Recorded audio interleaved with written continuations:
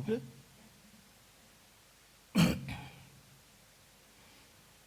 Bonjour, mesdames et messieurs. Soyez les bienvenus à ce panel qui porte sur la réputation, la visibilité et la confiance des populations au SPE. Bien que nous ne soyons pas nombreux, je suis persuadé que nous allons avoir des échanges très fructueux, très riches, dont chacun pourra profiter pour faire sa conviction et évoluer dans son travail. Alors, les enjeux de réputation sont très importants pour le travail que nous faisons. Ils sont liés à la performance de nos SPE, mais également à la communication. Et nous devons travailler à veiller là-dessus lorsque cela baisse, à pouvoir remonter la pente, voir dans quelle mesure nous pourrions corriger les écarts de manière à ce que notre réputation, la confiance que les populations ont en nos services puisse être à un niveau appréciable. Et donc aujourd'hui, nous allons échanger avec, partager les expériences de 4 SPE qui nous viennent du Japon, du Sénégal, de l'Estonie et de la Belgique. J'espère que la technique sera avec nous parce que nous allons commencer par la présentation du Japon. J'espère que notre ami du Japon est déjà en place. Je vais tout de suite lui donner la parole pour nous faire sa présentation et nous allons tous suivre puis lui poser les questions. Merci. Alors, mais avant qu'elle ne démarre, je vais me permettre de vous présenter les communicateurs du jour. Madame du Japon,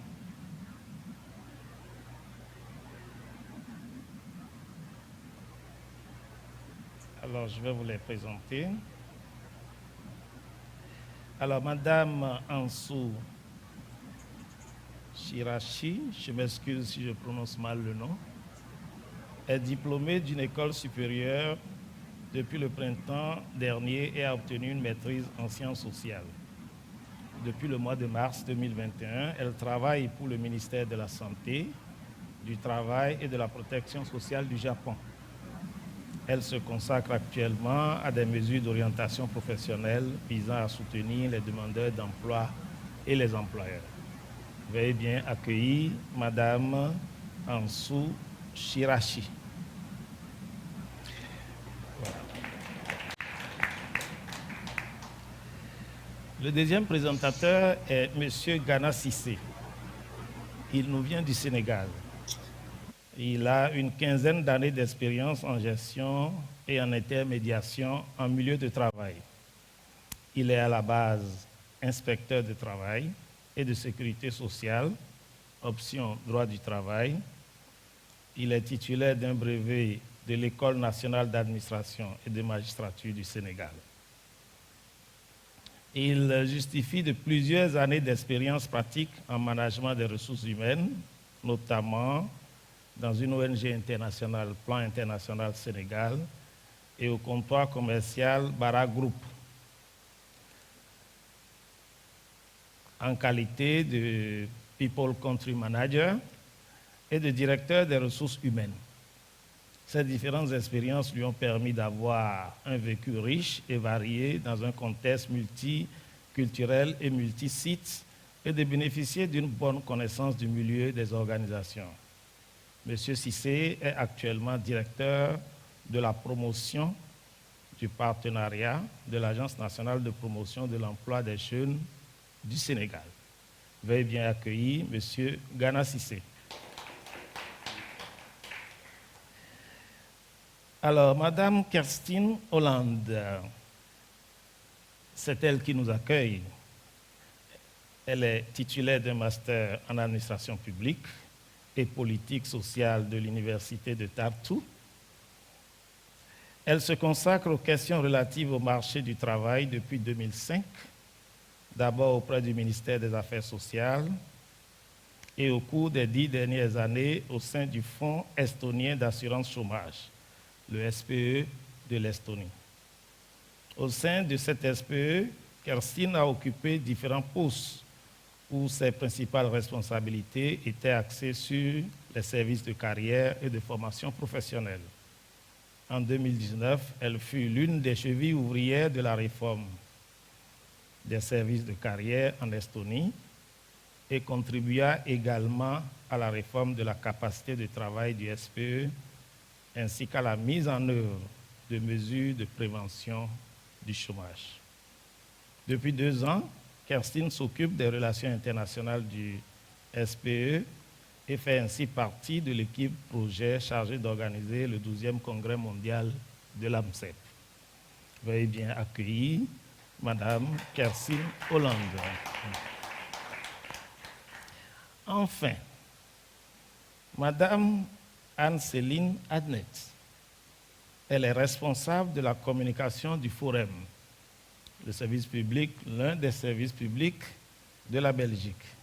Et elle est experte en stratégie et en fonctionnement marketing, en gestion du changement, en développement des centres de contact et en communication multi-publique.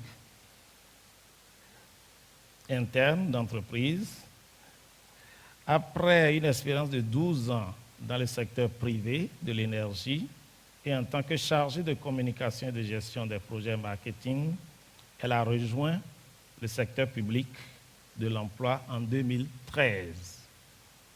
Anne-Cécile Adnet affiche une conviction forte sur le pouvoir de la voix du client et de l'intelligence collective. Elle nous présentera la démarche du Forum. Veuillez bien accueillir Madame Adnet. Voilà les 4 experts qui vont partager avec nous leur expérience en matière de réputation, de confiance de nos populations, de nos clients en OSPE. Je voudrais demander maintenant à Madame Ansou de bien vouloir nous délivrer sa présentation. Merci.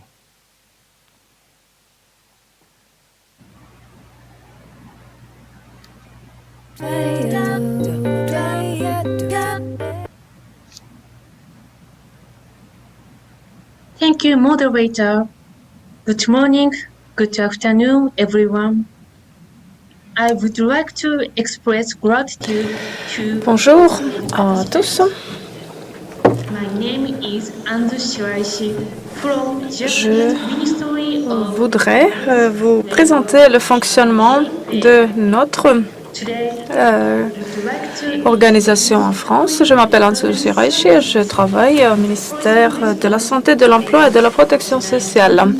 Donc, je vais vous présenter nos services du marché de l'emploi et de la façon dont nous avons répondu à la crise du Covid-19. Donc, pour commencer, quelques mots sur le marché du travail, de l'emploi au Japon, qui est influencé évidemment par cette crise du Covid-19.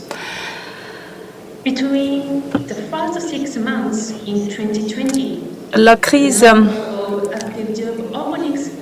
a également influencé la façon dont les demandeurs d'emploi ont pu s'inscrire, etc. Donc, pendant les 6 mois 2020, le nombre d'emplois disponibles a beaucoup baissé. Donc, c'est surtout le domaine de l'hôtellerie, restauration qui a pâti le plus de cette crise. Au mois d'août, 2020, la situation s'est quelque peu améliorée, mais ce n'était pas suffisant pour retrouver la situation d'avant. Au Japon, nous avons en 1990 appelé notre organisation Hello Work. Donc, elle porte un nom anglais. Avant cette période, la population s'était distancée de notre organisation, n'avait pas tellement confiance. Et donc, nous avons au départ pensé qu'il s'agissait d'un surnom un petit peu drôle ou convivial, mais aujourd'hui, donc ce nom est donc largement répandu partout. Nous avons 544 pôles emploi, pour ainsi dire, et nous avons environ 10 000 employeurs. Donc, nous avons plus que 35 000 employeurs. Et donc, nous proposons toutes sortes de services aux demandeurs d'emploi. Donc, maintenant, je vais vous présenter ces services plus en détail. Donc, nous avons toute une série de consultations, de conseils que nous proposons aux chercheurs d'emploi. Donc, sur la photo en haut à gauche, vous voyez donc un service destiné aux mères qui ont des enfants en bas âge. Donc, c'est pour inciter les jeunes mères à revenir sur le marché du travail.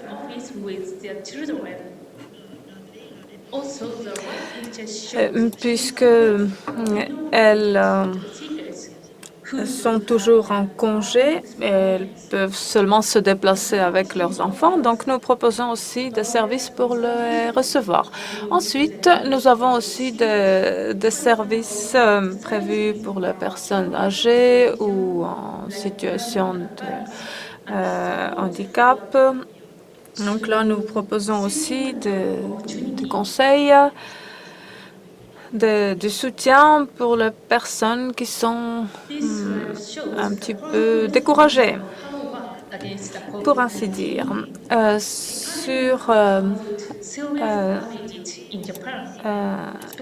Donc, cette diapositive, vous voyez quelles sont les mesures que nous avons prises face à la crise. Donc, le nombre de conseillers a été augmenté. Et aussi, nous avons augmenté le nombre de personnes qui proposent les emplois. Et nous avons aussi renforcé le service sur Internet. Donc, nous proposons différents soutiens aux employeurs pour qu'ils, par exemple, préservent les postes.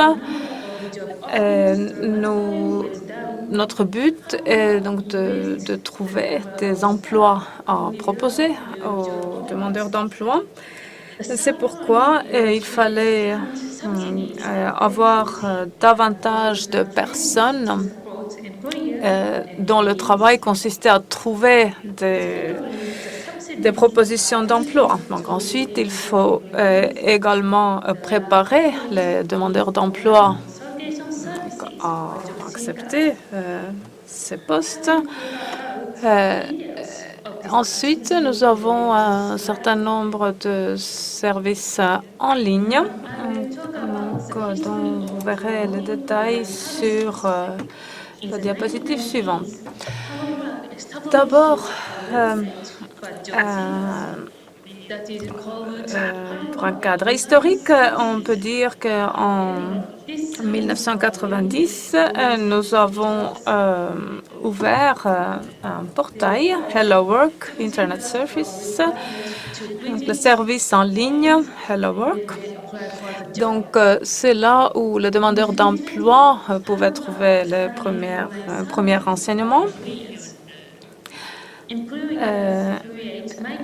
Donc, en 2000, il y avait déjà 1 million de postes proposés.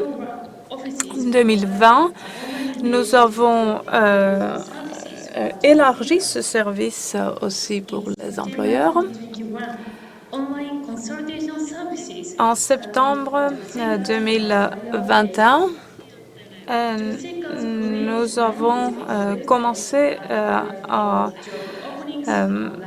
proposer aux demandeurs d'emploi un service par lequel ils pouvaient postuler à un poste en ligne. Donc, à partir de là, notre offre s'est considérablement élargie. Nous organisons actuellement des séminaires aux chercheurs d'emploi.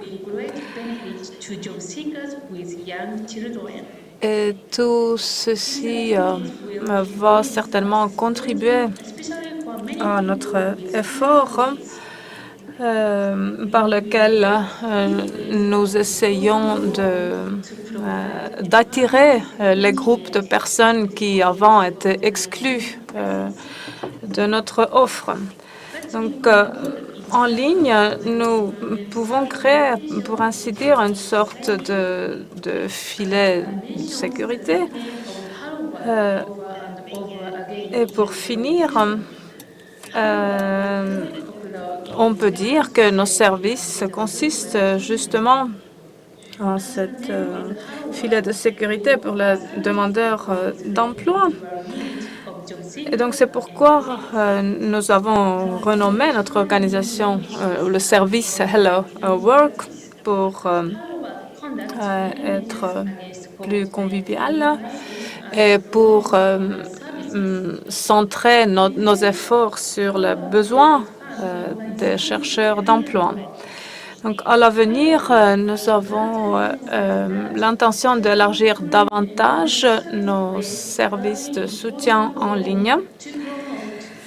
Et je voudrais souligner également que Hello Work joue un rôle très important dans la société japonaise en offrant cette sécurité sur le marché du travail. Je vous remercie de votre attention. Merci beaucoup, Madame Antso.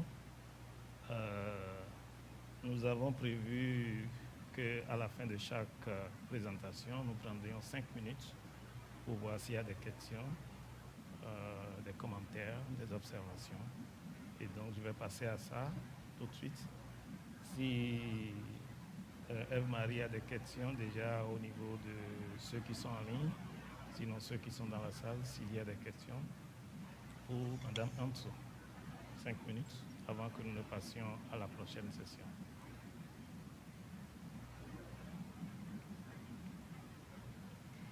Yeah, thank you very much for your presentation. It was really interesting. I'm Lenka Kind.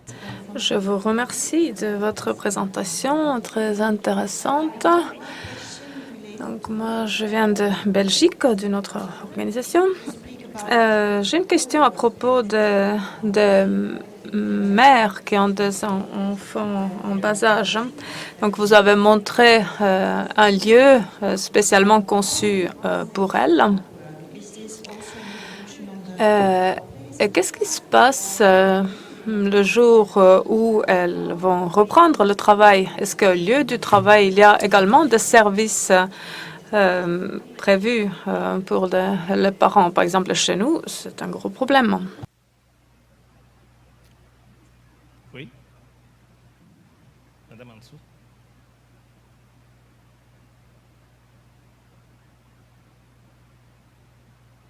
Est-ce qu'elle a entendu la question?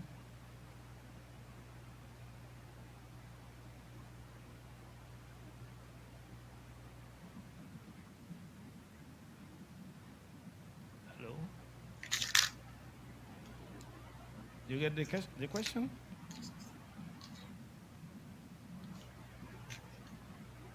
Est-ce que vous avez entendu la question?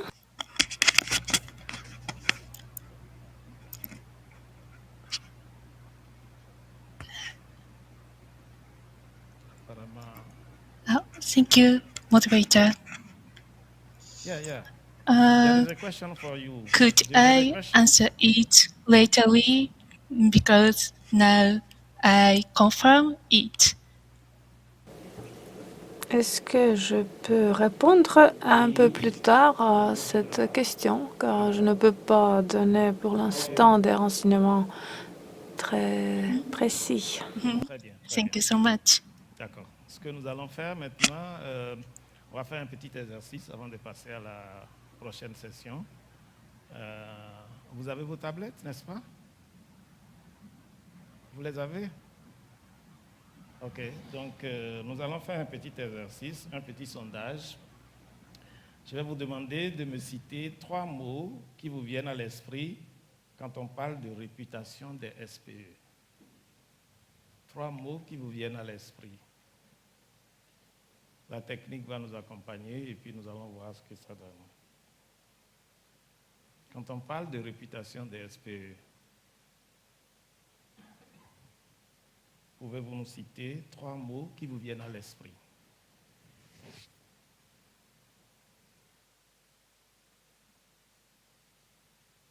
La technique? Oui, voilà, c'est bon.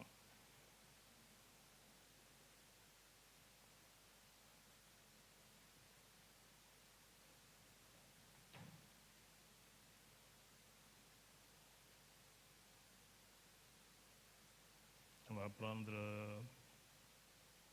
1 minute pour les réponses.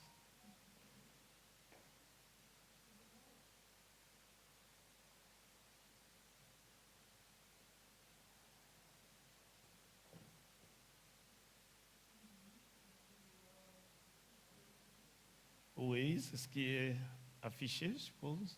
La technique nous accompagne.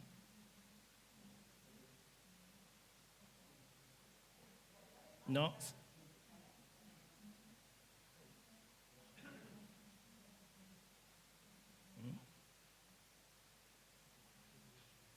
On n'a pas fait. OK.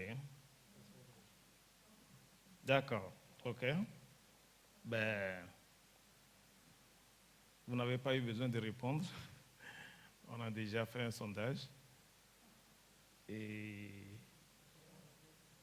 on a déjà les réponses. Voilà les d'accord. Voilà les sondages. Vous devez choisir maintenant. Non, 3. Vous en choisissez 3.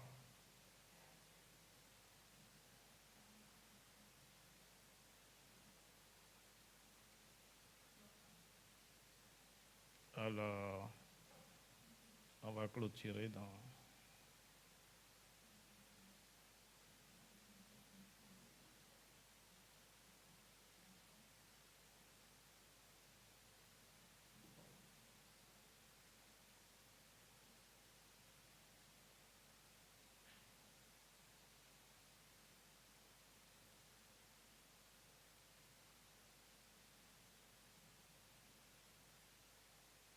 Ça continue de voter.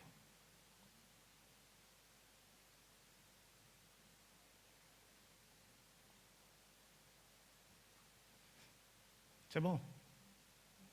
On va clôturer. Donc, nous avons donc, les usagers des services, donc employeurs ou demandeurs, quand on parle de réputation. Bon, vous avez vu les résultats, la technique est partie. Je crois que c'est les 3 premiers qui ont été largement choisis par vous. Le premier, c'est donc les employeurs. En fait, nos clients, c'est eux qui nous donnent de la réputation. Selon ce qu'ils pensent, nous aurons de la réputation. Alors maintenant, nous allons écouter M. Gana Cissé. Monsieur Cissé, vous avez prévu de nous parler de la confiance, de la réputation des services des SPE et de l'expérience du Sénégal. Je vous donne la parole. Merci. Je me présente. Je me lève. Hein? Non, je peux vous allez voir ça là. Ah oui. Merci beaucoup, monsieur le modérateur, de me donner la parole. Je voudrais en fait remercier d'abord l'AMCEP de nous donner en fait cette opportunité de partager avec vous les termes du débat autour des enjeux de la communication digitale. Nous le ferons en nous appuyant un peu sur l'ANPEJ que nous maîtrisons le mieux. Je voudrais en fait saluer les membres du panel, remercier le public pour sa présence. Mon nom est Gana Sissé, je suis le directeur du partenariat et de la promotion de l'ANPEJ. Donc en fait, nous avons voulu structurer notre présentation comme ceci. En fait, dans un premier temps, nous allons voir l'intérêt pour les SPIE de se positionner sur le marché avec la communication digitale. Et dans un deuxième temps, nous allons voir en fait les stratégies pour aller plus loin. En réalité, on en a parlé hier, hein, c'est une convention très célèbre. C'est cette convention qui recommande en fait aux SPIE, disons, d'user de tous les voies et moyens pour influencer la situation de l'emploi, en ayant la meilleure organisation possible tout en développant des ressources productives tendant à assurer et à maintenir le plein emploi. La majeure partie en fait, des SPIE se sont inspirés de cette convention pour développer leur mission en se basant sur une communication tout à fait porteuse en réalité pour toucher en fait leur cible. L'ANPEJ, pour sa part, a mis en place un certain nombre de stratégies qui se résument en 3 axes. Et le premier axe, c'est le système d'information pour faciliter en fait l'accès à l'information des jeunes et surtout les aider à trouver un emploi plus facilement. Le second axe, c'est le renforcement de l'employabilité des jeunes. Hein? Ceci pour mettre un terme aux difficultés, disons, d'insertion des jeunes, parce qu'en réalité, on sait qu'ils sont généralement pas du tout bien formés et ils éprouvent beaucoup de difficultés à s'insérer parce qu'en fait, les employeurs ne sont pas des enfants de cœur à ce niveau-là. Il faut être bien formé pour pouvoir en fait s'insérer sur le marché de l'emploi. Et le second aspect, c'est le développement de l'auto-emploi pour, disons, explorer d'autres créneaux autres que le salariat, pour aider les jeunes à devenir des employeurs, des entrepreneurs. 5 minutes. 10 minutes. Ouf, ça va être difficile. Alors là, bien entendu, la problématique qu'on nous a posée, c'est de voir un peu comment encadrer en réalité ces stratégies sur la base d'une communication digitale soutenue pour en réalité gagner en notoriété et en visibilité auprès de nos clients. La communication digitale est l'ensemble des actions que l'organisation entreprend à l'aide d'outils numériques en vue d'améliorer sa notoriété et sa crédibilité auprès de ses clients. Le terme client, en réalité, doit être pris ici au sens large. Dans un SPIE, ça peut être l'État, les jeunes, les femmes, et bien entendu les prestataires et bien entendu nos partenaires. Le premier aspect que nous allons voir, c'est l'intérêt pour les SPIE de se positionner sur le marché de l'emploi. Alors, cet intérêt-là se pose à double niveau. D'abord, de l'efficacité des outils numériques et surtout de leur sens pratique. On sait qu'en réalité, les outils numériques, c'est un outil de gestion de proximité. Il entretient un rapport direct avec le client. Et avec l'avènement des réseaux sociaux, en réalité, cet aspect est beaucoup plus dense parce qu'en fait, il fait un feedback, disons, de manière spontanée et dans un ton qui ne s'accommode pas avec la convenance. Et à partir de ce moment-là, il y a un rapport direct entre, en réalité, l'outil, la communication digitale, en fait, et le client. Il a agilité et résilience. Agilité, parce que tout simplement, la crise sanitaire nous a ramené à nos propres vulnérabilités. On s'est rendu compte en réalité qu'en période de fragilité, nos certitudes sont souvent volatiles. Et il a fallu en fait organiser le travail à distance pour faire donc pour organiser des lives vidéo, des webinaires, etc., pour contourner un peu les difficultés liées au présentiel. Et enfin, la communication digitale utilise des présupposés de base d'une communication efficace. C'est l'objectivité. Hein. Il n'y a pas de vent favorable pour celui qui ne sait pas où il va, disait Sénèque. C'est le sens de l'observation, au sens pointu de l'observation, et une certaine flexibilité. Alors, la première mission qu'on a assignée à l'ANPEJ, disons dans ce cadre-là, c'est la mise en place d'un système d'information sur le marché du travail. Et avec notamment le site www.anpej.sn, associé à la plateforme www.emploijeune.sn, qui est la porte d'entrée en fait des pôles emploi entrepreneuriat jeunes. Les pôles emploi entrepreneuriat jeunes sont une sorte de guichet unique mis en place par souci d'efficacité et de rapprochement avec la cible.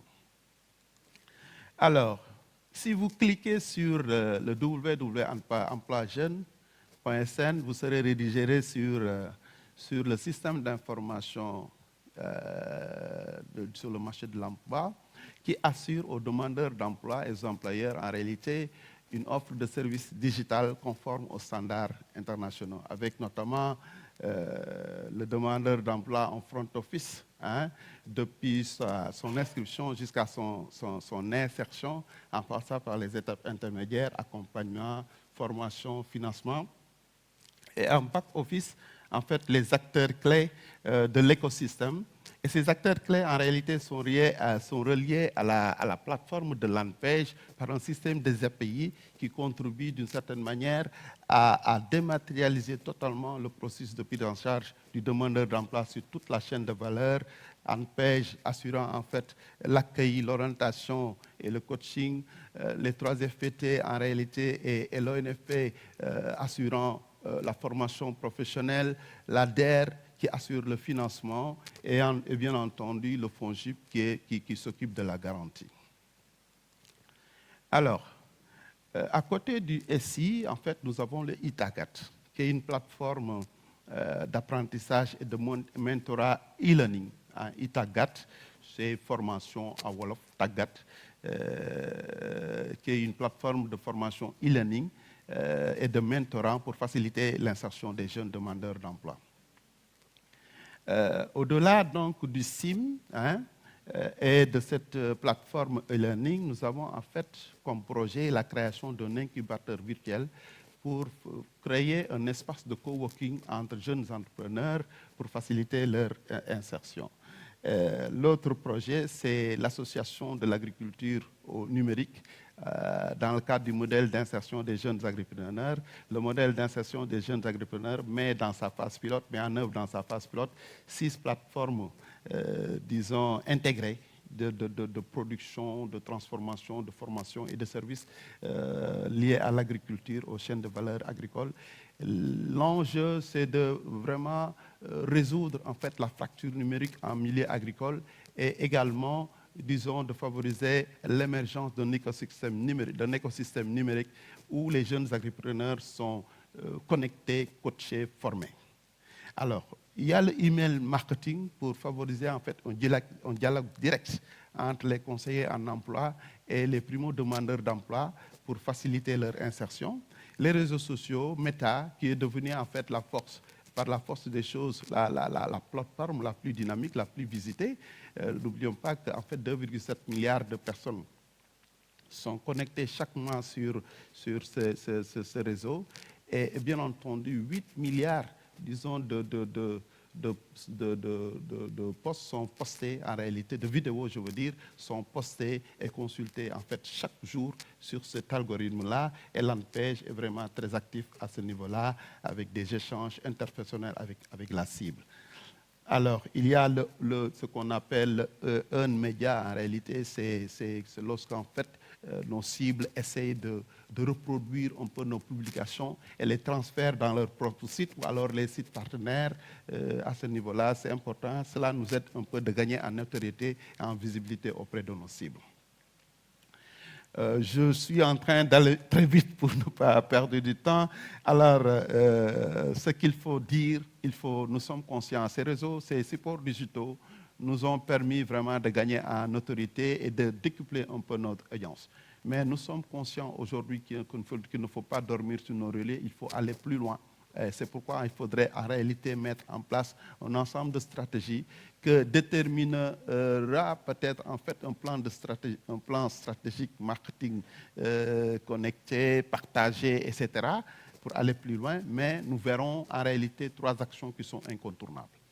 La première action, en réalité, c'est la formation du personnel dans le secteur des TIC.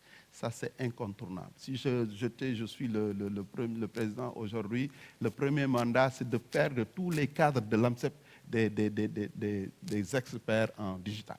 Ça, pour vraiment gagner en efficacité, travailler beaucoup plus vite et vraiment gagner de la notoriété auprès de nos partenaires. Et bien entendu, nous devons être beaucoup plus présents sur les réseaux professionnels tels que LinkedIn. Nous ne sommes pas très présents à ce niveau-là. Twitter, qui vient d'être acheté par Elon Musk, à raison de 44 milliards, c'est un réseau social qui est fréquenté parmi les personnalités les plus influentes du monde. Et là, ça vous donne de la valeur, ça vous donne de la notoriété et met du sérieux dans ce que vous êtes en train de faire. Ça, c'est fondamental. Et bien entendu, nous pouvons en réalité impliquer les influenceurs.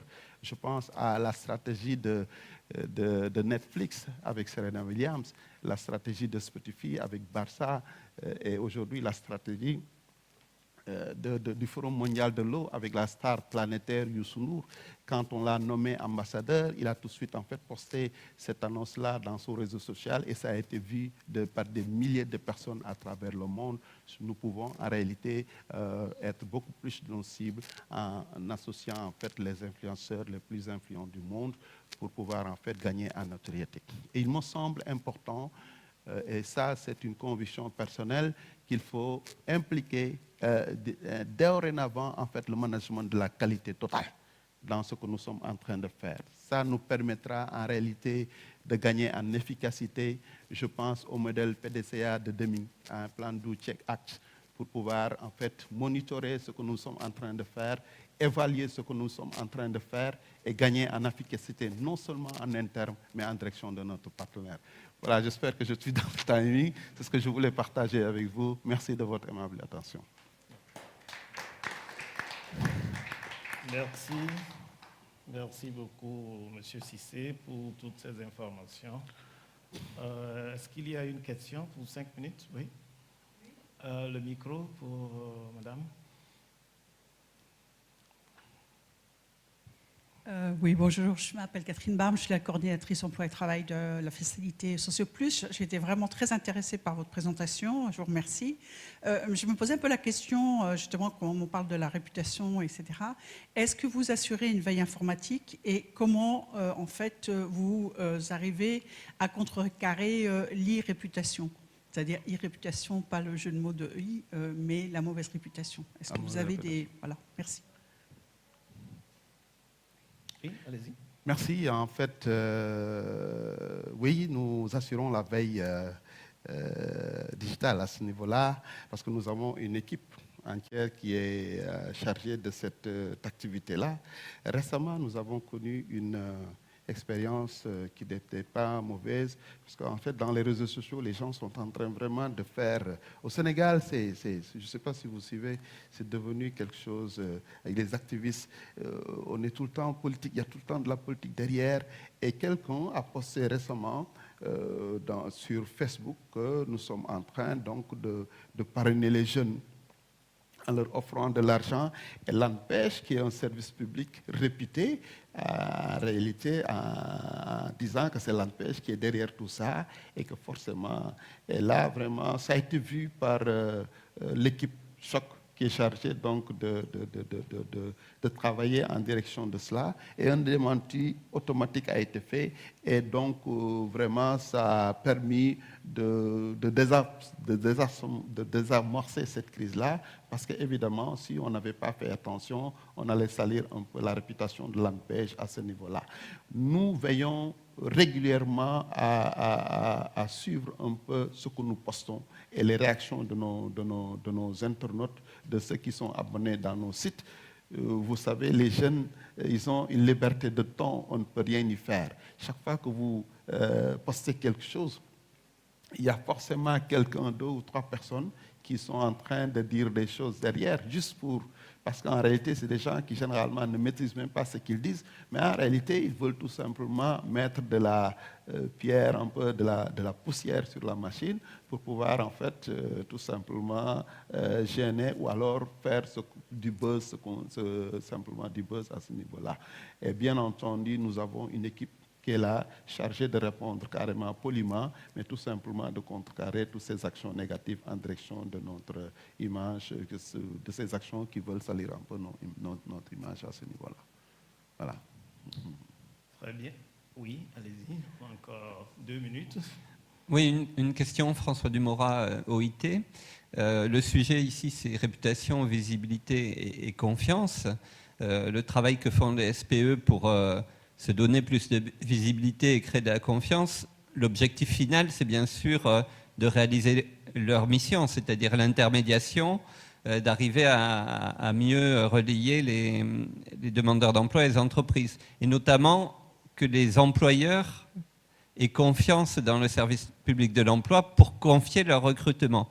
Ma question, c'est de savoir si les actions que vous avez menées vous ont permis d'accroître le nombre d'employeurs clients. Est-ce qu'il y a maintenant plus d'employeurs qui viennent vers vous, qui ont confiance dans la qualité de vos services pour vous confier leur recrutement? Évidemment. Merci beaucoup pour cette question. C'est une question d'actualité parce qu'en fait, je viens de discuter avec mes services. Ils sont en train actuellement de suivre en fait une activité de recrutement, mais cette fois-ci à l'international.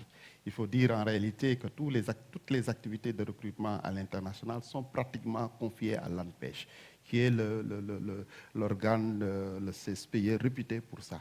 Nous avons gagné en confiance, non seulement en interne, mais également en externe sur ce plan-là. En interne, bien évidemment, nous avons une base de données qui est en fait notre propre avocat.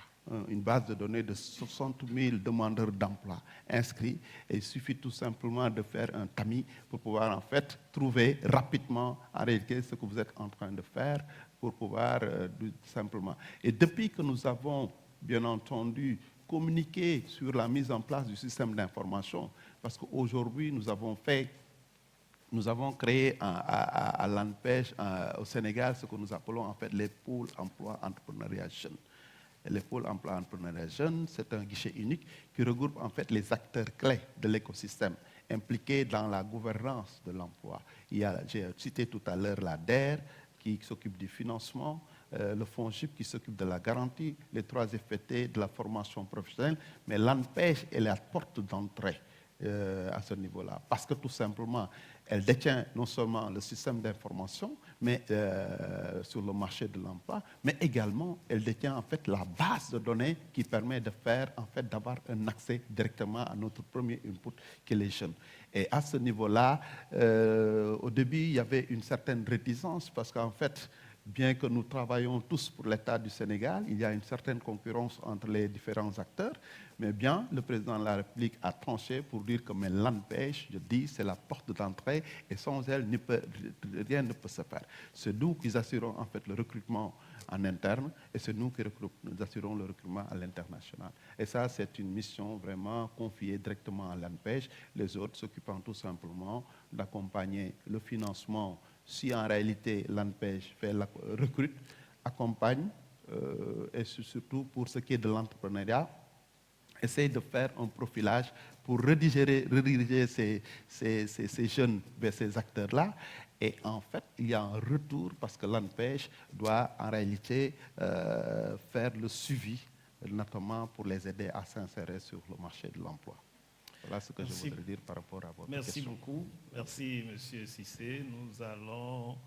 On va revenir à vous quand on aura fini les 4 présentations, que vous avez de nouvelles questions. Mais pour l'instant, nous allons donner la parole à Mme Hollande pour nous parler du marché de l'emploi.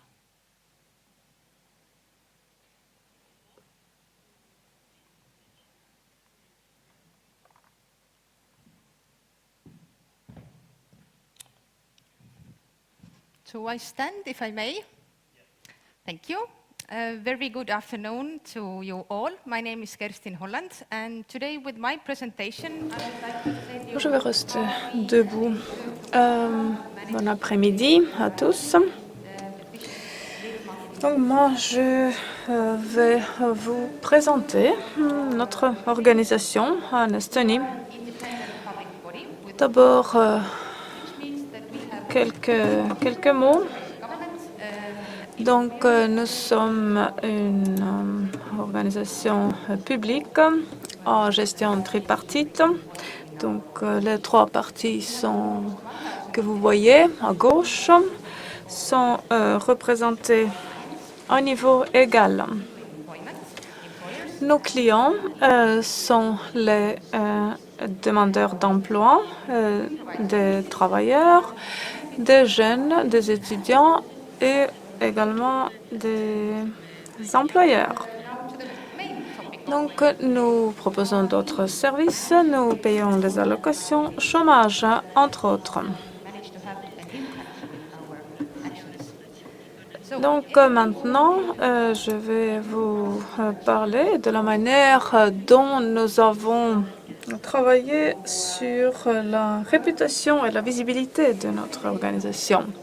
Donc, dans le domaine de la communication, il est bien connu que pour atteindre ces objectifs, nous avons besoin d'une communication stratégique. Donc, il faut créer une sorte de forum pour gérer toute cette information. Donc, nous avons décidé de gérer cette communication de manière stratégique. Donc, quels sont nos groupes cibles? D'abord, nos services que nous proposons. Donc, notre SPE, il est très important pour nous que toutes ces parties prenantes, les clients et les employeurs, par exemple, partagent le même espace d'information. Nous accordons également de l'importance au branding. Donc, nous fonctionnons également comme une caisse d'assurance, ce qui veut dire que nous devons coopérer avec un certain nombre de groupes différents. Un autre aspect très important, ce sont les clients, donc, vers qui nous adressons nos services, qui doivent être de haute qualité. Les campagnes doivent être actuelles, véhiculées au bon moment. Et ensuite, nous avons nos partenaires avec qui nous coopérons, différentes unions ou des organisations non gouvernementales. Le plus important, c'est que nous partageons les mêmes valeurs et les mêmes objectifs. Et enfin, le public, donc notre cible de communication externe. Donc, pourquoi tout ceci? Quels sont nos objectifs et quelles sont nos activités plus particulièrement? Donc, partant de cette image, ici, on peut dire que le coût qui porte tout ceci, ce sont les services, notre offre que nous proposons, l'aide que nous pouvons proposer à nos clients. Et donc, cela se fait par les médias, la presse, etc. Et en gardant à l'esprit de maintenir la fiabilité et la visibilité de notre organisation. Mais il ne s'agit pas seulement de dire ce que nous faisons, d'en parler. Nous avons aussi un contenu quantitatif ou quantifiable. Donc, nous pouvons toujours expliquer quelle était l'expérience de l'Estonie pendant la crise du Covid. nous avons créé des emplois de courte durée, de 3 ou 4 semaines. Et donc, c'était ce dont les demandeurs d'emploi avaient vraiment besoin. Donc, nous avons proposé ce schéma aux recruteurs. Donc, à la fin, je vais vous montrer aussi comment notre fiabilité a bénéficié de ces activités-là. Donc, plus concrètement, je vais vous présenter quelques mesures que nous avons adoptées et mises en œuvre. Il y a quelques années, nous avons décidé d'augmenter le nombre de personnes qui s'adressent à nous. Donc, il fallait s'occuper du marché, du marketing. Nous avons mené un certain nombre de campagnes de marketing. Qu'est-ce que cela nous a appris? Premièrement, il faut trouver le bon message, la bonne formulation et le canal approprié pour véhiculer votre message. Par exemple, si vous voulez atteindre les personnes un peu plus âgées, ça a toujours été un groupe à part. Il faut évidemment trouver le canal approprié. Donc, en l'occurrence, la télévision. Les personnes de plus de 60 ans qui souhaitent changer leur voie de carrière ou si, par exemple, ils sont contents de leur carrière, ils peuvent partager leurs expériences.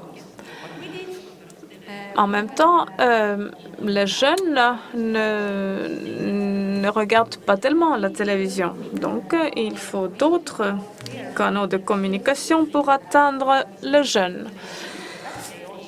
Par exemple, les réseaux sociaux. Donc, c'est là que nous faisons notre communication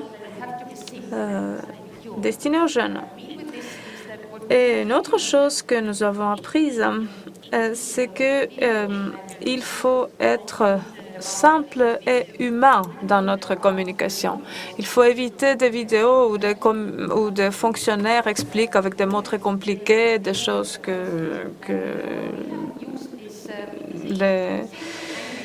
le public ne comprend pas tellement, ne sont pas du tout. Donc tout ceci n'est pas du tout efficace. Nous avons élaboré des petites vidéos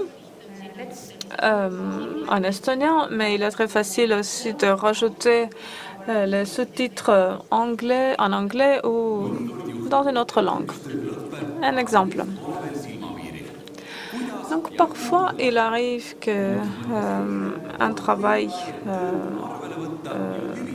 finit, mais il n'y a pas.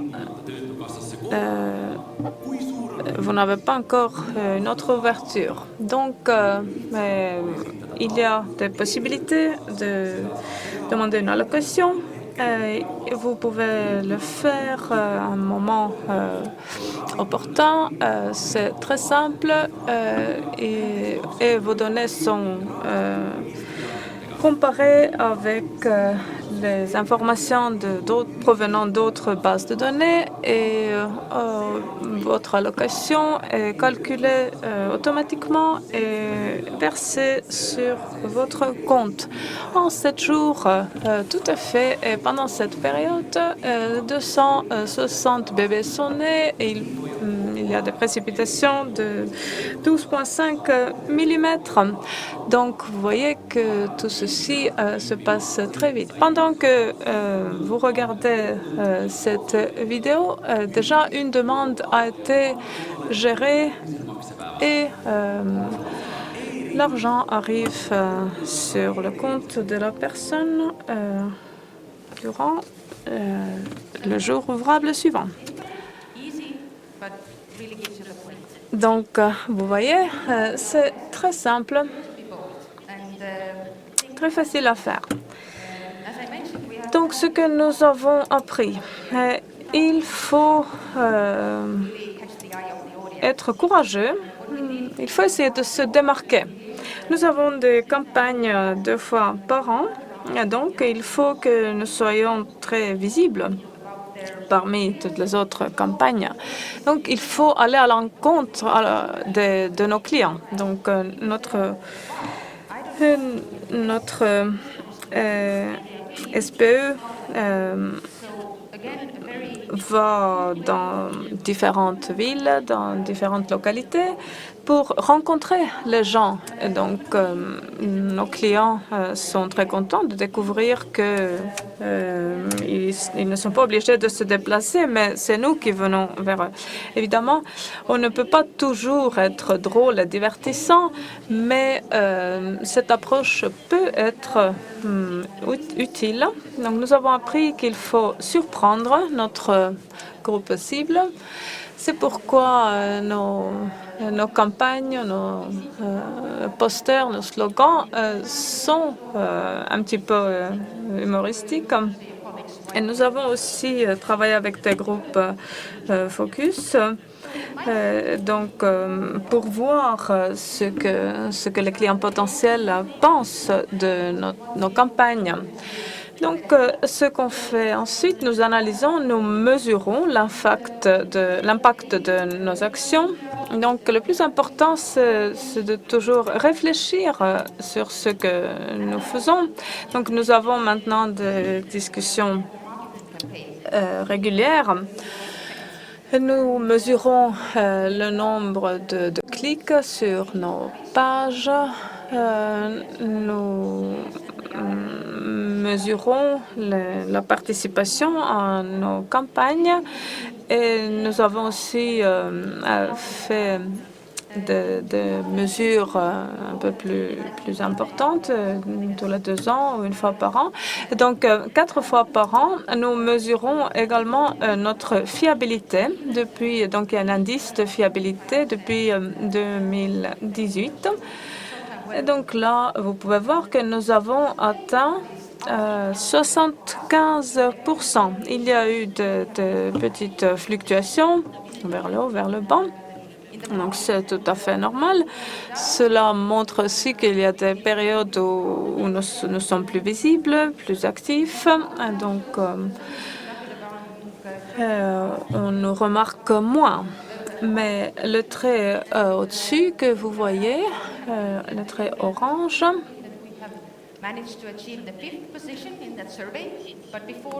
montre notre positionnement par rapport aux autres agences, organisations. Par exemple, la police, d'autres organisations. Et donc, on peut voir ici que nous occupons la 5e place dans ce classement, tout à fait honorable. Donc, pour finir, je dirais que tout ceci a été possible grâce à la collaboration, la coopération de nos partenaires, les employeurs qui partagent nos valeurs et qui nous soutiennent dans notre travail. Je vous remercie et j'attends vos questions. Merci, Madame Hollande. Nous avons 5 minutes de questions pour mieux comprendre, commenter. On va commencer par vous, puis après. Yes, really, it's very, very interesting. First, usually. Oui, c'était tout à fait intéressant. Is young people. It's very difficult for. D'habitude, le public le plus compliqué pour nos organisations, ce sont les jeunes. Il est difficile de les inciter à utiliser nos services. Est-ce que c'est le même cas en Estonie? La réponse, oui. Et je pense que c'est effectivement pareil partout. Notre image, en général, d'habitude, c'est que nos services sont destinés aux personnes qui travaillent déjà ou qui ont travaillé, mais nous avons décidé justement d'adresser davantage nos messages aux jeunes, aux étudiants, etc. On n'a pas de solution miracle ici, mais nous avons des fonctionnaires qui vont dans les écoles, les universités, rencontrer les jeunes, etc. Donc, nous espérons que les attitudes changent. Et même quand tu as 12 ans, tu sais que notre organisation peut être le partenaire pour tous les jeunes également. Donc, j'espère que les choses vont changer. Merci beaucoup, Madame, pour cette présentation qui nous a édifié sur ce que fait le SPE estonien en matière de communication, de visibilité. Vous avez parlé pendant votre présentation d'un indice qui vous permet de mesurer cette visibilité, cette confiance. Ma question est la suivante. Quels sont les indicateurs que vous utilisez pour alimenter cet indice-là? Merci beaucoup.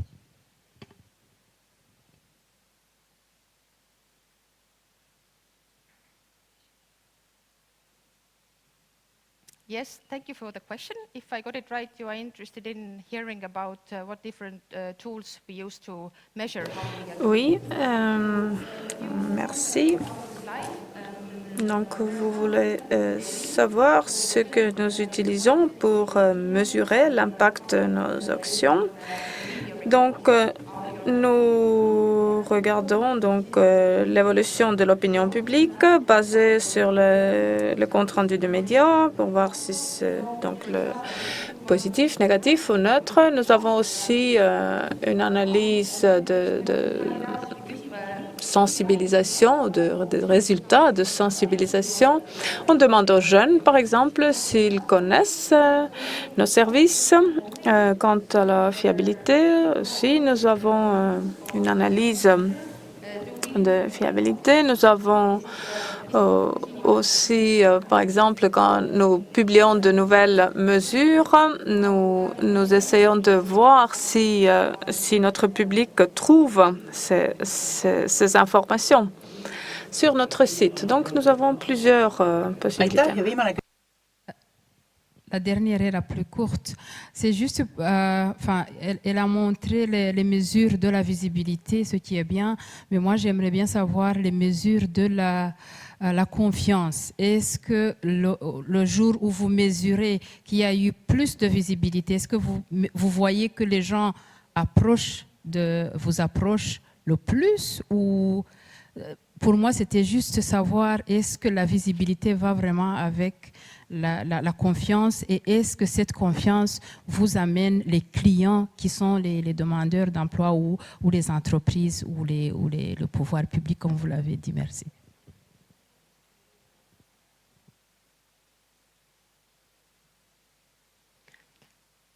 Yes, thank you for the question. I do believe that trust and visibility do go hand in hand. Oui, merci. Je pense que la confiance et la visibilité vont ensemble. Et donc, c'est là-dessus qu'est basée aussi notre analyse de confiance, de fiabilité. Et donc, nous demandons à 1000 personnes de plus de 15 ans à propos de différentes organisations, est-ce que vous avez confiance en ces agences ou en ces institutions? Donc, ils peuvent donc répondre confiance totale, et confiance donc l'absence de confiance. Donc, même si la personne n'a pas de contact direct avec nous, si elle a vu ce que nous faisons, nous pouvons quand même mesurer l'impact de nos actions. Par exemple, elles ont pu lire des articles sur notre activité pendant la crise de Covid-19. Donc, les deux choses vont ensemble. Madame Hollande, nous allons écouter maintenant la dernière communication. Je voudrais demander à Anne-Céline, visibilité, confiance, qu'est-ce que cela signifie pour vous, Forum? Bonjour. Hello, everybody. I'm going to stand up too, so then that keeps us all dynamic. Merci. Je vais également faire ma présentation debout.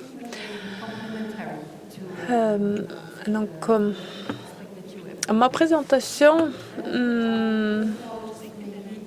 traite également de ces questions stratégiques que vous avez déjà touchées dans la présentation précédente. Donc, je présente nos activités. Nous sommes un des SPE en Belgique. Nous travaillons dans le sud du pays. Nous avons 1,5 million de personnes actives en Wallonie, dont 13,4% sont sans emploi. Ce que je trouve trop. Ensuite, quelques chiffres encore. Nous avons environ 200 000 demandeurs d'emploi. Et nous avons 62 000 partenaires recruteurs. Il y avait une question à propos des jeunes. Je n'avais pas préparé quelque chose de spécifique là-dessus, mais avant de parler de nos campagnes, donc je peux dire que nous avons une stratégie de communication où nous essayons toujours de garder à l'esprit ces trois aspects. Nous devons informer les gens. Donc, c'est la base de notre action que Kerstin également a mentionné. Ensuite, donc le branding pour que nos clients estiment notre organisation. Et enfin, les objectifs et les résultats. Donc, il a été question des jeunes, comment les encourager à participer davantage.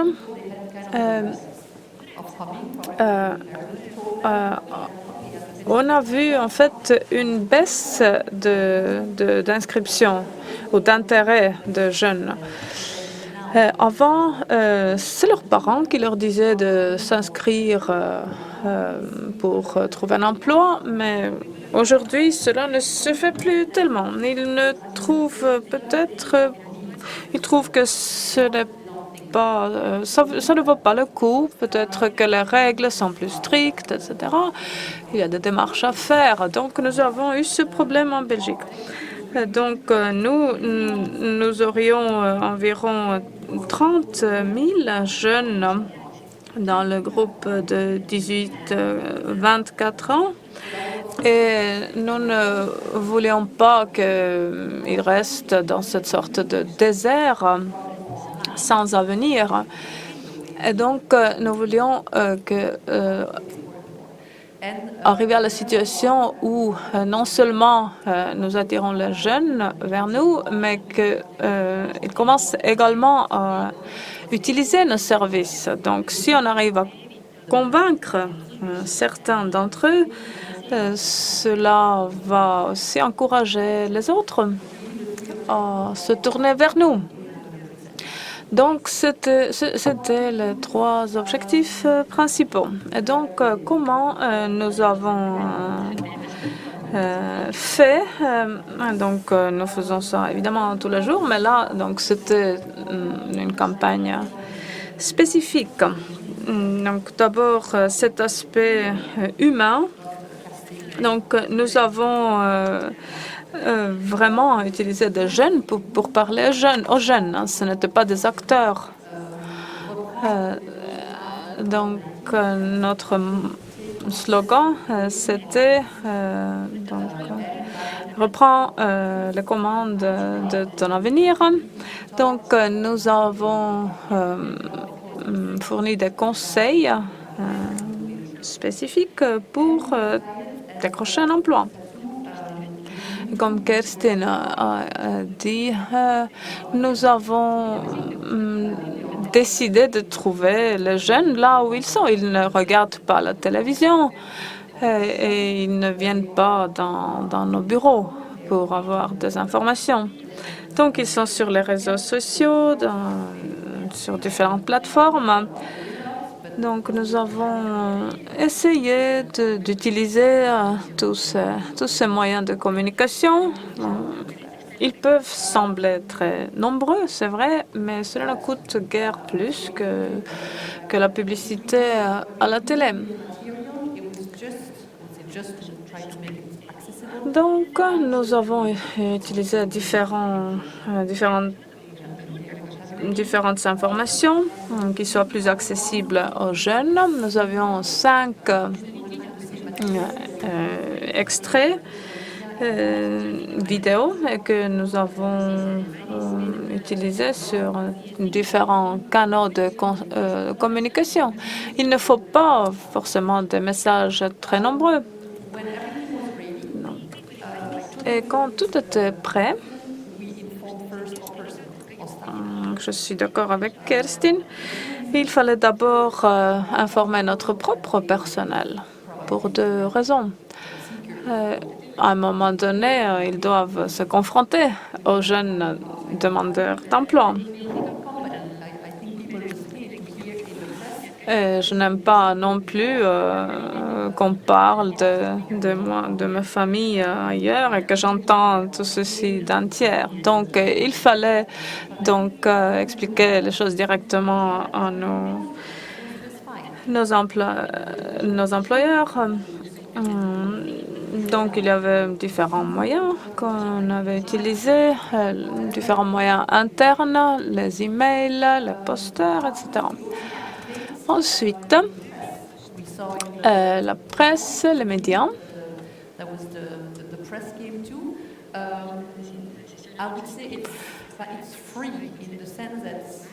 Au début, nous avons donc fait aussi un petit jeu Slidos. Nous aussi, nous avons posé des questions. Donc, nous avons aussi demandé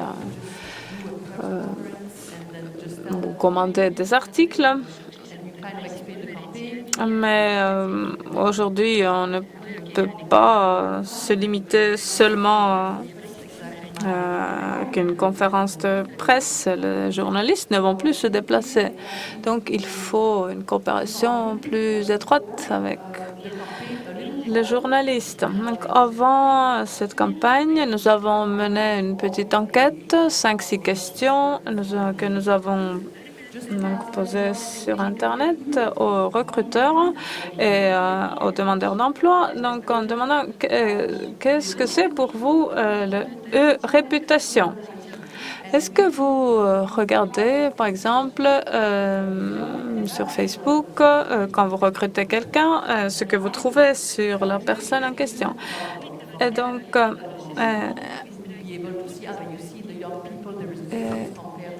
il était intéressant de voir quelle était la différence entre les demandeurs d'emploi jeunes et moins jeunes. Donc, cette approche avait marché bien dans les médias.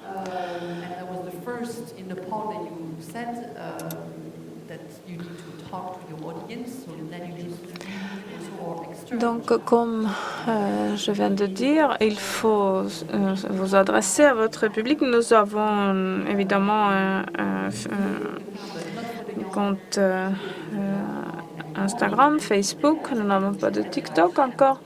Les plus jeunes ne sont plus sur Facebook, donc on peut atteindre les jeunes via leurs parents. Donc, nous y avons posté des vidéos. Vous pouvez utiliser toutes sortes de messages. Donc, utilisez votre compte. Ce n'est pas la peine de tout de suite payer pour une publicité Google. Donc là, vous voyez la partie un peu plus créative. Donc, vous pouvez, selon votre situation, payer pour être vu. En Belgique, il y a une grande concurrence sur les réseaux sociaux et dans les médias. Donc, il faut parfois payer un petit peu. Nous avons fait de la publicité sur Instagram. Et nous avons travaillé aussi avec les influenceurs pour la première fois. Ce n'était pas mon premier choix, car je ne connaissais pas très bien ce canal, mais pour les jeunes, c'est très important, car si vous négligez les influenceurs, vous aurez un gros problème un jour. Donc, il y a 10 ans, si vous m'aviez dit que je paye une fille de 15 ans qui met du vernis sur ses ongles pour véhiculer notre message, je ne vous aurais pas cru. Évidemment, nous n'avons pas choisi des influenceurs pour leurs ongles, mais il faut choisir la personne qui vous convient. Donc, je vous conseille aussi de faire appel à un service de quelqu'un qui sait vous trouver quelqu'un. Donc, nous avions un partenaire qui a choisi pour nous cet influenceur. Donc, d'abord, nous avons expliqué nos objectifs, quel était notre groupe cible, etc. Donc, eux, ils ont une base de données des influenceurs. Et il y a différentes catégories, micro, nano, influenceurs, etc. Et donc, ensuite, ils nous ont présenté leur choix sur la base des entrées dans leur base de données. Vous ne pouvez pas juste payer et attendre que le résultat tombe. Ensuite, il faut discuter avec les influenceurs, car il y a qui refusent votre proposition, il y en a qui acceptent. Et donc, ces derniers doivent aussi marier votre message à leur réputation. Ensuite, il y a un risque que vous perdez le contrôle sur le message que l'influenceur va faire transmettre ou véhiculer. Donc après,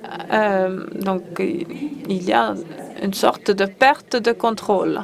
Vous leur donnez un entrant, une recette, les ingrédients, mais vous ne savez pas quel sera le gâteau qu'il va vous faire. Donc, le résultat peut être quelque peu différent de ce que vous attendez. Mais je conseille d'essayer. Car même si le gâteau sera un petit peu différent, mais s'il atteint le public, vous aurez atteint votre objectif. Je sais que ce n'est pas simple. Évidemment, il faut les encadrer un petit peu.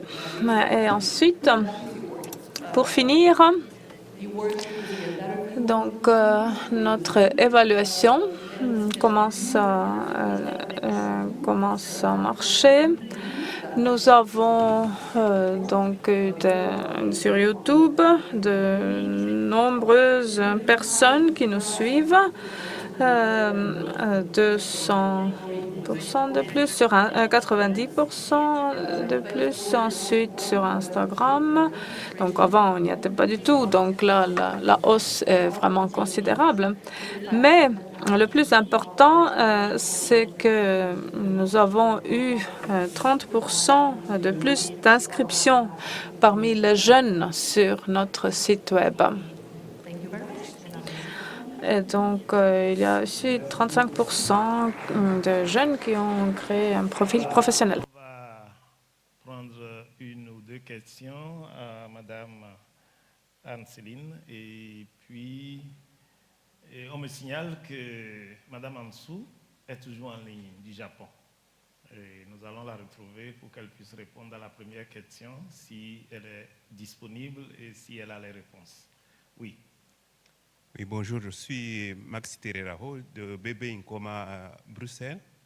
C'est une firme de conseil. Nous sommes spécialisés en évaluation des politiques et des programmes actifs du marché du travail. Ça fait 4 présentations très excitantes, faites par des Ça voit que c'est la communication et les usages dans les services publics d'emploi. Ma question elle est double. La première, comment est-ce que vous comparez, est-ce que même ceux qui mesurent, comme en Estonie, qui mesurent la visibilité et la réputation, est-ce que vous comparez, comment vous comparez aux agences privées de placement, si vous en avez dans votre pays? C'est la première question. Et deuxième, qu'est-ce que vous risquez avec une mauvaise réputation éventuellement? Qu'est-ce que vous risquez en tant que service public d'emploi? Merci. Oui. Oui. Anne-Céline. Enfin, la question pourrait être plus générale, mais alors la comparaison avec... honnêtement, nous, non, on ne le fait pas, la comparaison avec les services privés, pas directement. Alors, et quand on doit la faire, donc on la fait parfois avec nos collègues de Actiris et VDAB qui sont aussi acteurs en Belgique. Et quand on doit la faire, alors, en tout cas dans notre cas, on n'a pas internalisé cette compétence-là, on demande également à notre agence de communication. Donc il a parfois peut faire des recherches pour nous et ont des benchmarks en fait, en termes de visibilité qui peuvent dire. Donc il y a vraiment des agences médias à qui on peut demander cette information-là et on peut la recevoir. Et alors là, j'ai oublié la deuxième question. La mauvaise réputation. Ah oui, la mauvaise réputation. Je dirais que chez nous, on a aussi, par exemple, la formation. Donc, on est aussi responsable de la formation des demandeurs d'emploi. Et je pense, là, je réponds spontanément, que si on ne travaille pas notre réputation, les gens, spontanément, ne vont pas venir pousser la porte du forum pour se former. Et donc, le risque, c'est que ça devienne entièrement... Alors, on pourrait se dire, c'est pas grave, ils ne vont pas à la porte du forum, ils vont aller prendre la porte du privé. Mais là, alors, on devient dans un débat presque politique et philosophique, mais donc, ça veut dire que privé, ça veut dire que c'est payant, donc ça veut dire que c'est pas accessible pour tout le monde, ou bien que ça va être accessible pour ceux qu'on a envie, mais pas pour ceux dont on n'a pas envie. Et donc, il y a cet enjeu, vraiment, je trouve, sociétal, qui est important, et où il faut être sûr que nos publics, aussi bien les employeurs, comme disait monsieur, que les demandeurs d'emploi ou les citoyens aient confiance dans le service public. Sinon, pour moi, le gros risque, ça devient la privatisation, en fait, avec tous les dangers qu'elle pourrait avoir sur un marché du travail. Bien, on va privilégier aussi ceux qui sont en ligne, qui posent aussi des questions. Sinon, ils vont se sentir exclus. Alors, je vais prêter ma voix à quelqu'un qui est en ligne et qui demande à Anne-Céline: être présent sur de nombreux canaux entraîne une exposition et donc éventuellement risque de critique. Comment prévenez-vous ce risque? Être présent sur plusieurs réseaux, bon, ça vous expose. Comment vous prévenez le risque de critique? Oui. Je pense voilà, mais ça c'est une façon de voir les choses. C'est très bien de s'exposer, je trouve, et d'accepter le risque. Donc déjà, c'est peut-être un état d'esprit qu'il faut avoir. Je dirais qu'avant, c'était la télévision, avant c'était la radio, enfin ça allait toujours. Maintenant, c'est les réseaux sociaux.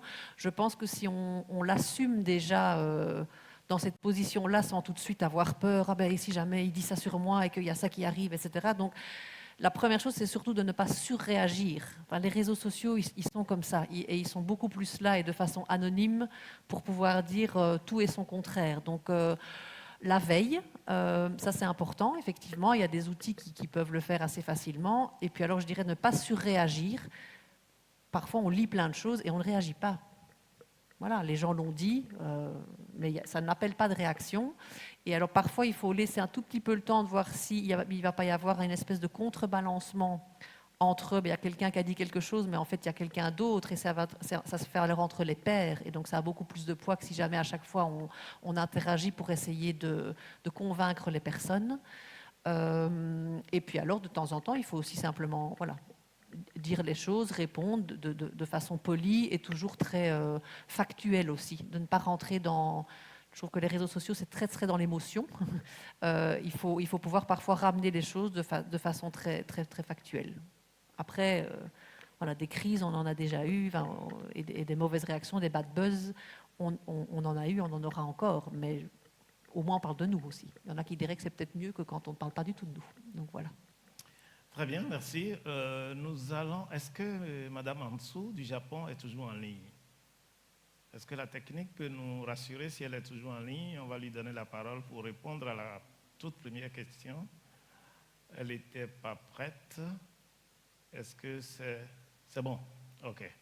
Donc, Madame Ansou, could you answer the question now? Yeah, OK. We listen to you. thank you for your questions. I would like to answer the previous question. Je vous remercie de cette question. I will answer the question about why and when Japanese peso started Mother's Hello Work. Donc la question c'était Mother's Hello Work comment le SPE japonais peut soutenir les jeunes mères. an important role Nous avons une politique publique dans ce domaine. La mère joue un rôle très important dans la société et évidemment, nous voulons for women.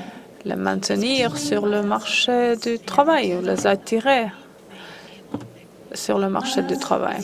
Donc, nous proposons aussi des mesures pour simplifier leurs tâches quotidiennes à la maison pour qu'elles aient davantage de temps consacré à leur travail. En ce qui concerne les employeurs, nous avons toujours une situation au Japon où les employeurs considèrent que les femmes quittent le marché du travail une fois qu'elles ont des enfants.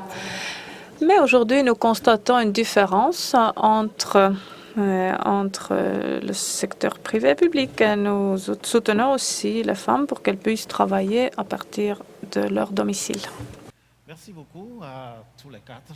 C'était très intéressant. Nous avons encore 17 minutes, si je m'abuse, pour faire le débat. Et vous allez me permettre de poser quelques questions aux panélistes, puis je vais vous redonner la parole. Alors, je vais demander à M. Cissé, quand même, comme dans de nombreux pays africains, il doit y avoir au Sénégal quand même des inégalités d'accès aux services numériques. Vous avez beaucoup parlé du numérique, des réseaux sociaux et tout. Alors, pour plusieurs raisons, soit pour des questions techniques, équipement et tout ça, comment apportez-vous une réponse à ces populations qui n'ont pas accès au numérique? On a l'impression, sur votre communication, que tout le Sénégal est numérisé. Est-ce que c'est ça? Hein? Oui, merci. C'est vrai que tout le Sénégal n'est pas numérisé, mais en fait, nous faisons beaucoup d'efforts. Et à ce niveau-là, il y a l'État. Il y a un projet Sénégal numérique, 2035, qui est en cours et qui vise à vraiment digitaliser l'essentiel des processus. Maintenant, pour ceux qui n'ont pas accès, moi je pense à une catégorie de cibles, pour donner l'exemple, notamment les personnes les plus vulnérables, les NEET, les Not in Employment and Training, ceux qui sont dépourvus de formation et d'emploi, qui n'ont pas souvent accès aux réseaux sociaux, etc. Les personnes handicapées, qui ne peuvent pas se déplacer. Ce que nous sommes conscients de ces quelques faiblesses. Et nous avons l'obligation de les raccrocher au service public d'emploi. Et c'est pourquoi, en réalité, nous mettons ensemble un dispositif tout à fait intéressant. Et ce dispositif-là, c'est d'aller vers eux, de créer des forats, des webinaires exclusivement dédiés à ces personnes-là. Et ça, souvent, c'est des communications qui se font en langue locale pour pouvoir en fait les aider à adhérer à ce principe. Je vous ai parlé tout à l'heure du MIJA, du modèle d'insertion des jeunes agripreneurs, qui est un modèle très intéressant, qui veut entourer tout le Sénégal et qui vise tout simplement à associer agriculture et numérique dans le cadre du modèle d'insertion des jeunes agripreneurs. Et ça, l'objectif, c'est tout simplement de réduire un peu la fracture numérique au monde rural, au niveau du monde rural. Parce que nous sommes conscients que les jeunes ruraux n'ont pas souvent accès à ces outils-là, disons, pour pouvoir en fait les atteindre et essayer de leur permettre d'avoir accès à notre offre de services. C'est un travail qui est en cours, ce n'est pas encore fini, mais nous essayons vraiment de faire notre possible pour pouvoir en fait leur demander et bien évidemment pour les personnes handicapées. N'oubliez pas que nos outils digitaux, en fait, les amènent à s'intégrer par rapport à ce que nous sommes en train de faire. Je parlais tout à l'heure, en fait, de Itagat. Ils ont à leur disposition un portail e-learning ouvert qui leur permet tout simplement d'apprendre sans pouvoir, en fait, se déplacer sur place. Hein.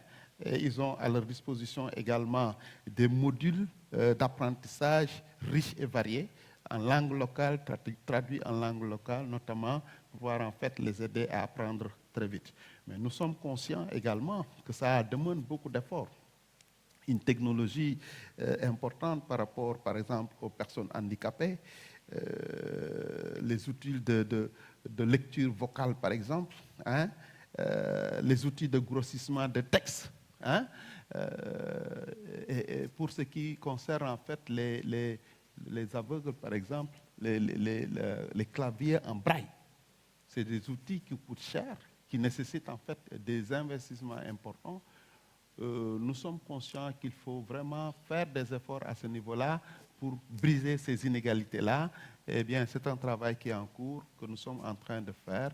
Et je pense qu'en fait, nous pourrons, dans un temps proche, atteindre cet objectif-là. Mais ce que je dis, ce qui est contradictoire, hein, ce qui est intéressant à ce niveau-là, notre cible jeune, même s'ils sont dépourvus de formation et d'emploi et souvent de ressources, ce qui est constaté en réalité, ils ont tous en réalité férus de net.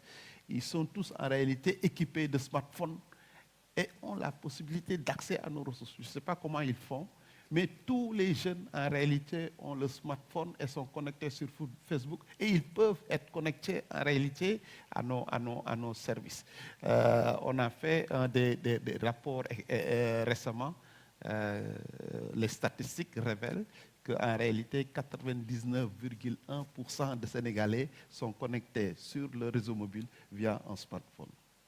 Ça, je ne sais pas, ils sont vraiment très, très intelligents, les jeunes. Et ils savent vraiment. Merci. Madame Kerstin Hollande, on sait déjà que l'Estonie est très connectée, très digitalisée, mais dans votre communication, vous avez quand même dit que les différents canaux et messages ne fonctionnent pas pour tous les groupes cibles. Alors, est-ce que vous pouvez nous dire un peu plus sur la manière dont vous identifiez les groupes cibles et comment vous faites cette segmentation, sur quels critères?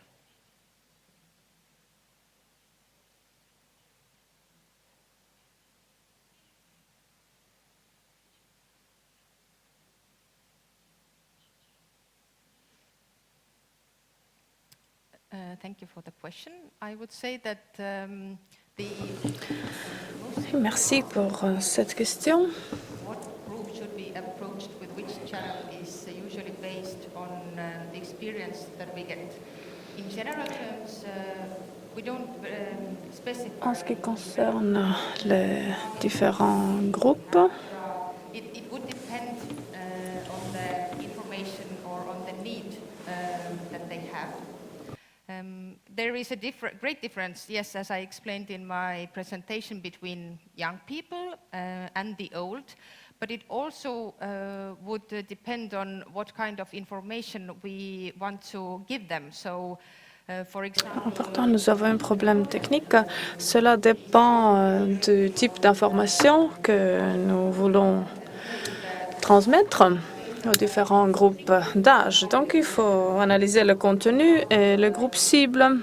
Et à partir de là, nous pouvons décider comment atteindre ces groupes d'âge. Si nous voulons davantage souligner les mesures préventives ou atteindre les lycéens, donc là, nous allons les contacter par le biais des établissements d'éducation. En ce qui concerne les mesures régionales, il est tout à fait judicieux d'aller sur place et donc aller rencontrer donc les personnes sur place. Pour donner la parole, je sais que vous brûlez d'impatience de parler. J'aurais posé une dernière question à Anne-Céline. S'il y avait un seul conseil que vous pouvez retenir et nous donner pour élaborer une communication efficace, lequel choisirez-vous? Ce n'est pas un exemple. Anne-Céline, ce n'est pas un exemple. That's a hard question. Well, maybe if you, so depending on your situation, but if you have communication experts. Oui, ça dépend de votre situation, évidemment. Donc d'abord, je vous conseillerais de faire confiance aux experts. Si vous êtes un dirigeant, directeur, vous allez présenter votre problème à l'expert, vous lui expliquez ce que vous voulez. Et ensuite, il faut leur faire confiance. Donc, eux, ils vont assurer donc votre message sera transmis. Bon, si chez vous, vous n'avez pas ce type d'expert, il est peut-être une bonne idée de trouver quelqu'un à l'extérieur de votre agence. Peut-être un investissement nécessaire. Vous voulez, je vais donner d'abord à, voilà, là, merci. On a encore quelques minutes de débat, 7 minutes et demie. Merci. Je félicite tous les 4 intervenants. Ma préoccupation vraiment s'adresse à M. Cissé, parce que tout à l'heure, il y a un des participants qui lui avait demandé de savoir s'ils ont pu mesurer, si vous voulez, la satisfaction des employeurs. Mais dans la réponse qu'il avait donnée, on a l'impression que c'était plutôt la satisfaction, si vous voulez, donc des demandeurs d'emploi. Moi, la question que je voudrais lui poser, c'est de savoir est-ce qu'au niveau du Sénégal, il y a cette liberté de recrutement qui est reconnue aux employeurs. Ils peuvent faire le recrutement eux-mêmes, ils peuvent passer par des cabinets, n'est-ce pas, de placement, ou bien, bon, ils peuvent passer aussi par vous-même, compte tenu donc de si cette liberté-là existe, effectivement, il est quand même intéressant de voir, depuis la mise en place de votre nouveau système, quand même assez informatisé, s'il a pu donner satisfaction, vous pouvez, à travers les statistiques, parce que même les cabinets de placement d'emploi ont l'obligation, dans ces conditions, de vous envoyer les statistiques. Et à partir de ce moment, vous allez voir si les employeurs, n'est-ce pas, font de plus en plus appel au système que vous avez mis en place, ce qui vous permet de voir si véritablement ils ont été satisfaits ou non. Voilà un peu l'observation que je voulais faire. Sinon, j'ai bien été inspiré et satisfait du système que vous avez mis en place. Encore que, comme on l'a dit, peut-être la contrainte, c'est l'accessibilité des uns et des autres par rapport, si vous voulez, aux NTIC qui permettent d'accéder directement au système que vous avez mis en place. Je vous remercie. Allez-y. Oui, très peu de temps. Merci beaucoup pour cette question, c'est très pertinent. Au Sénégal, en fait, le système de recrutement est libéralisé depuis plusieurs années. En fait, c'est une liberté totale pour l'employeur de soit se diriger vers le SPE ou alors d'aller vers un privé, tout simplement, ou alors de procéder au recrutement lui-même. Il y a une seule différence, hein, et selon où l'on se situe. La différence pour l'employeur, c'est qu'en fait, le recrutement coûte cher. Si vous vous trompez, en réalité, vous pouvez reprendre le processus et perdre beaucoup d'argent. Et si vous recrutez un peu quelqu'un qui n'est pas compétent au poste, en réalité, vous pouvez également le payer cher parce que vous pouvez le garder pendant des années sans pouvoir avoir la possibilité donc de le licencier. C'est ça la difficulté du côté de l'employeur. Du côté du privé, en réalité, c'est qu'en fait, si vous vous dirigez vers un privé, vous devez payer. L'employeur doit payer tout simplement cette prestation. Bon, il y a des gens qui sont très sérieux, qui mettent en place en fait un système qui leur permet d'avoir la compétence requise, de pouvoir déboucher, trouver en fait le staff compétent. Hein. Mais du point de vue du service public de l'emploi, en réalité, c'est totalement gratuit. L'employeur n'a rien à payer à ce niveau-là. Et donc, bon, le système est libéral. S'il vient, il doit analyser tout simplement si la prestation est tout à fait correcte chez le privé, il peut y aller, hein, sans problème, avec le risque de payer, etc. Et bien entendu, de se retrouver avec un personnel incompétent, etc. Mais en réalité, s'il a la possibilité tout simplement de se dire le système est efficace, nous lui fournissons en fait la prestation sans bourse déliée, il n'y a aucun problème à ce niveau-là et il a à sa disposition tout le processus et les outils qui lui permettent de visualiser et de participer lui-même en temps plein au processus de recrutement. Donc à ce niveau-là, il n'y a aucun souci. C'est vrai, il nous arrive tout simplement de voir est-ce que nous avons, de regarder les yeux dans les yeux pour voir est-ce que nous avons satisfait totalement au processus. Et ça dépend de plusieurs facteurs. Ça dépend en fait de l'équipe qui est mise en place, parce qu'en fait tout le monde ne marche pas au même rythme. Et il y a un boulot intense qui fait que justement tout le monde ne peut pas en réalité se concentrer au même moment sur plusieurs en réalité processus. Il nous arrive tout simplement d'avoir des petits soucis à ce niveau-là et d'avoir un retour qui n'est pas intéressant. L'employeur nous dit carrément je n'ai pas aimé ce que vous avez fait, mais nous faisons un peu amende honorable pour pouvoir en fait rectifier le tir et voir qu'est-ce qui n'a pas marché. Et ça, l'évaluation, nous sommes en train de faire. Mais grosso modo, en réalité, c'est vrai, j'ai parlé tout à l'heure d'outils numériques qui permettent en réalité de mesurer un peu le taux de satisfaction. Parce que vous avez à temps réel les chiffres qui vous indiquent un peu le taux de fréquentation des employeurs. À partir de ce moment-là... Merci Cissé. Merci. Il nous reste pratiquement 1 minute pour conclure parce que c'est une question de temps aussi. On a bien compris. Merci beaucoup. Nous allons conclure et je voudrais, avant de remercier les panélistes, vous dire que personnellement, j'ai retenu 3 mots pour comme conclusion à tout ceci, en lisant, en écoutant vos présentations. Je crois qu'on peut retenir la performance. On n'a pas beaucoup parlé de ça, mais je l'ai trouvé dans vos communications. La communication, on en a beaucoup parlé, mais si on communique sur un produit qui n'est pas bon, on n'aura pas la confiance, on n'aura pas la réputation, on aura peut-être la visibilité, mais on n'aura pas les deux. Et donc, j'ai retenu la performance, la communication et la digitalisation que tout le monde a évoqué comme étant aujourd'hui un carrefour incontournable vu aujourd'hui les situations dans lesquelles nous vivons.